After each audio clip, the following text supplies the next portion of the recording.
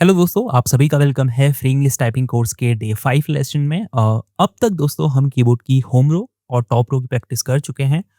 मुझे उम्मीद है कि आपने उन सभी लेसन्स की रेगुलर प्रैक्टिस की होगी, क्योंकि दोस्तों जैसा मैं हर लेसन में बोलता हूँ, टच टाइपिंग में जो आपकी इम्प्रूवमेंट है वो सिर्फ प्रैक्टिस से ही आ सकती है। ठीक है, तो आज हम कीबोर्ड की तीसरी और आखिरी अल्फ़ाबेट रो यानी बॉटम रो को समझेंगे और सीखेंगे कि बॉटम रो की कीज़ को सही फिंगर से कैसे प्रेस किया जाता है। तो चलिए बिना देरी किए आज का लेसन शुरू करते हैं। अब दोस्तों बॉटम रो को समझना भी बिल्कुल टॉप रो जितना ही आसान है। जैसे हमने टॉप रो में देखा था कि हर टॉप रो की जो हर की है वो होम रो की किसी ना किसी की के ऊपर होती है। ठीक है, वैसे ही बॉटम रो की हर की होम रो की किसी ना किसी की के नीचे होती है। ठीक है, लेकिन यहाँ एक इम्पॉर्टेंट बात का ध्यान रखिए।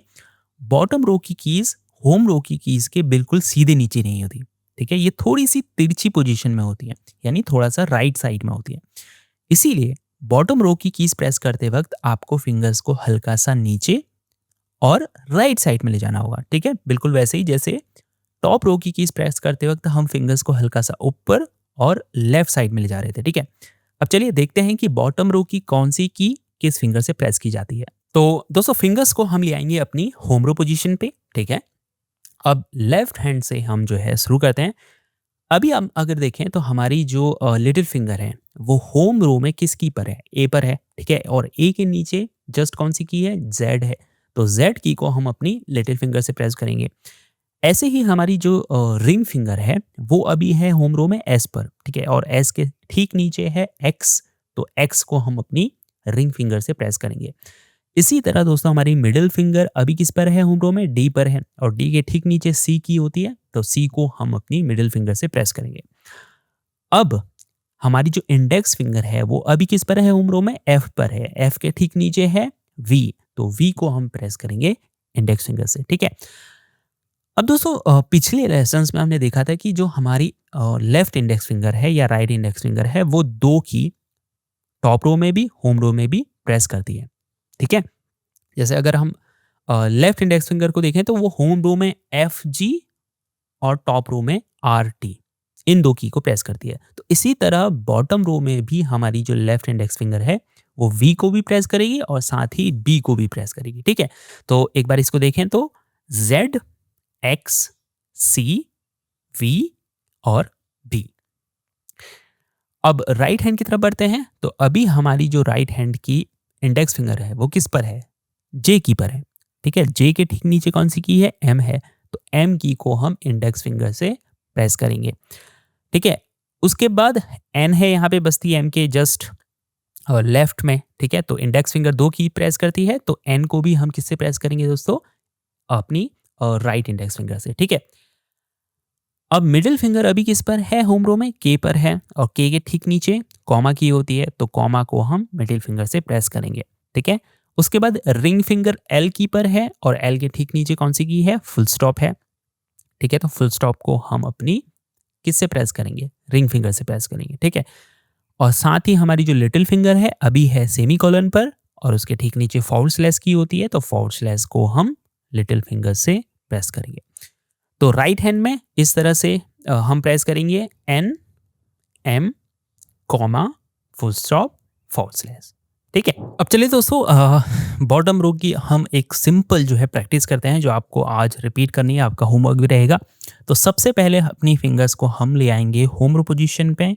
अब मेरे साथ आपको धीरे धीरे टाइप करना है। ठीक है, आपको फास्ट टाइप बिल्कुल नहीं करना है, फास्ट टाइप करने की कोई ज़रूरत नहीं है। जितना स्लो आप टाइप करेंगे उतना अच्छा है। ठीक है, तो कैसे आपको स्टार्ट करना है, लेफ्ट हैंड से पहले हम स्टार्ट करेंगे। तो Z, X, C, V, B, space, फिर राइट हैंड से लिटिल फिंगर से। ठीक है, forward slash, full stop, comma, M, N, space. ठीक है, एक बार और देख लो कैसे प्रैक्टिस करनी है। तो राइट से लेफ्ट से हम स्टार्ट करेंगे, Z, X, C, V, B, space, forward slash, full stop, comma, M, N, space. ठीक है, तो इसको आपको रिपीट करना है। ठीक है, इस पैटर्न को। तो पहले स्लो टाइप कीजिए, जैसे मूवमेंट आपकी अच्छी होने लगेगी फिर आप थोड़ा सा स्पीड बढ़ा सकते हैं। जैसे Z X C V B space forward slash full stop comma M N space. ठीक है, Z X C V B space forward slash full stop comma M N space. Z X C V B space forward slash full stop comma M N space. ठीक है, तो इस तरह से आपको practice करनी है। अब प्रैक्टिस करते वक्त ध्यान रखिए कि जो फिंगर्स हैं आपकी वो वापस आनी चाहिए होम रो पे। ठीक है, जब आप बॉटम रो की किसी की को प्रेस करेंगे, प्रेस करने के बाद फिंगर को वापस लाइए, तब दूसरी फिंगर से की प्रेस कीजिए। ठीक है, और दोस्तों शुरुआत में जब आप प्रैक्टिस स्टार्ट कर रहे हैं तो उस समय पे आप कीबोर्ड में देख सकते हैं, लेकिन जैसे जैसे आप इस प्रैक्टिस को रिपीट करेंगे तो फिर आपको कीबोर्ड में जितना हो सके कम देखना है। ठीक है, तो इससे क्या होगी, आपकी जो मसल मेमोरी है वो डेवलप होगी।